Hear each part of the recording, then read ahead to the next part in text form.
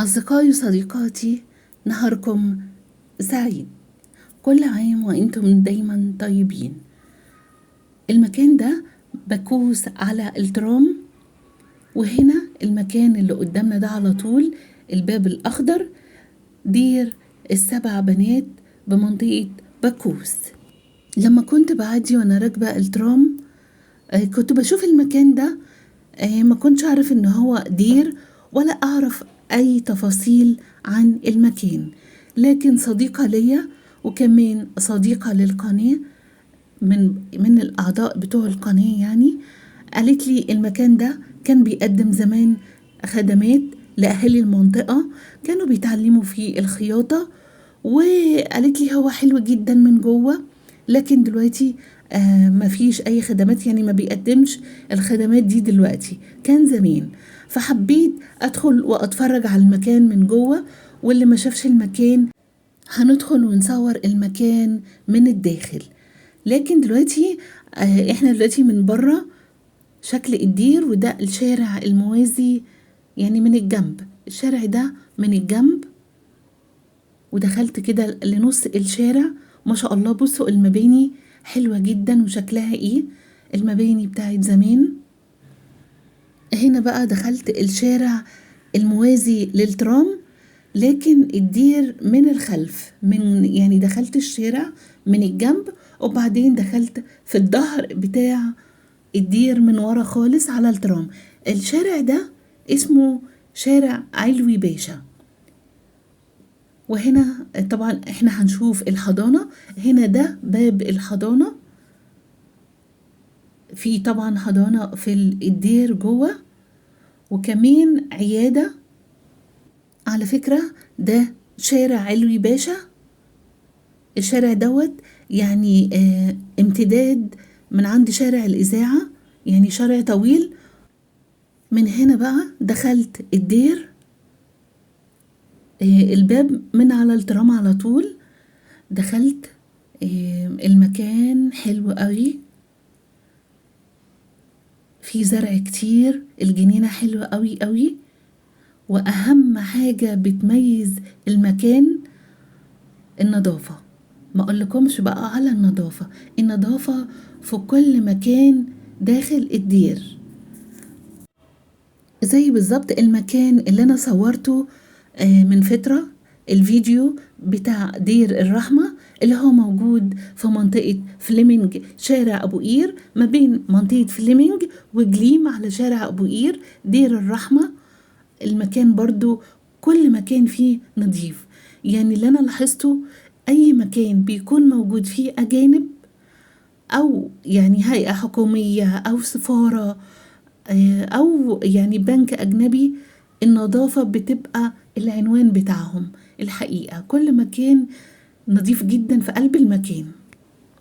الدير هنا كان بيقدم خدمات كتيرة جدا، كان بيقدم خدمات لأهالي منطقة بكوس، ويمكن مش لبكوس بس، كان لأماكن كتير في اسكندرية، كانوا بيجوا كتير قوي من أماكن مختلفة، كانوا بيقدموا خدمة التفصيل والخياطة، وكمان بيتعلموا فيها تدبير منزلي، وكمان المكان كانوا بيزرعوا فاكهة كتير قوي، وكانوا بيبيعوا فاكهة، والفاكهة بتاعتهم كانت بيور قوي لأن ما كانش فيها أي مواد كيماوية، وكانوا بيعلموا إزاي يعملوا جميع أنواع المربات، لأن هما كمان كانوا هنا بيجففوا الفاكهة وبيعلموهم حاجات كتير، إزاي يطبخوا، إزاي تبقى ست بيت شاطرة.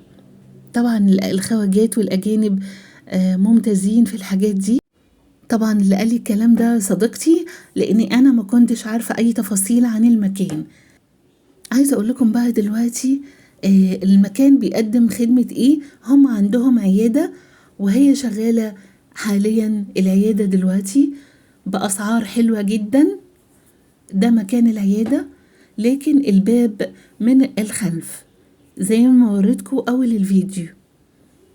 ده مكانهم، العيادة من ورا، وفيها خدمات طبية كتيرة جدا. أكيد أهالي الحي منطقة باكوس عارفين الموضوع ده. شوفوا المكان جميل وكله خضرة وكله زرع. ودلوقتي بقى هاخدكم لمكان تاني، ان هما في حضانة. الحضانة طبعا من زمان جدا وشغالة لحد دلوقتي. انا حابة بس ان انتوا تتفرجوا على المكان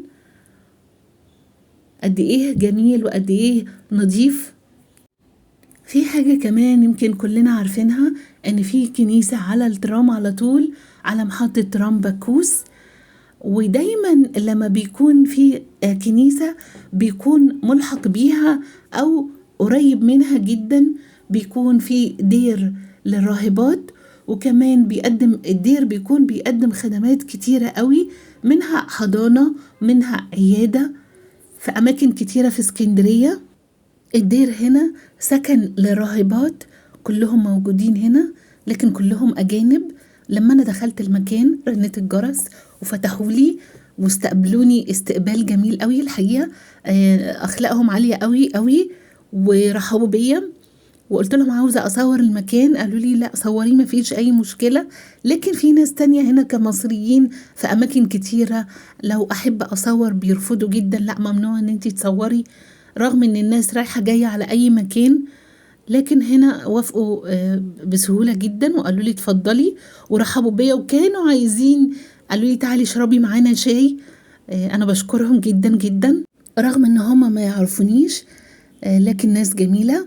هنا بقى الحضانة حلوة قوي، المكان حلو ومبهج جدا. الألوان بتاعة المكان يعني حاجات بسيطة قوي لكن بيفرحوا بيها الأطفال. الشجرة الكبيرة دي حلوة قوي، أنا عجباني جدا، شجرة كبيرة أكيد الولاد بيقعدوا تحتيها. قد إيه الشجرة دي أنا بجد انبسطت بيها قوي. بحب الشجر وبحب الخضرة قوي. المكان حلو ومبهج، كل حتة في المكان نظيفة. يعني لما الأطفال يشوفوا المكان كده نظيف يتعودوا إن هم يحافظوا على المكان اللي هم فيه. هنا خروج الأطفال من الخلف، يعني باب الحضانة اهو على شارع علوي باشا، يعني الموازي للترام في ظهر الدير بالظبط. والمكان حلو كله على بعضه حلو قوي، سواء الحضانة أو العيادة أو سكن الراهبات. المكان حلو وأتمنى أن المحتوى يعجبكم، وإلى اللقاء. ودايما دايما في حب اسكندرية نلتقي.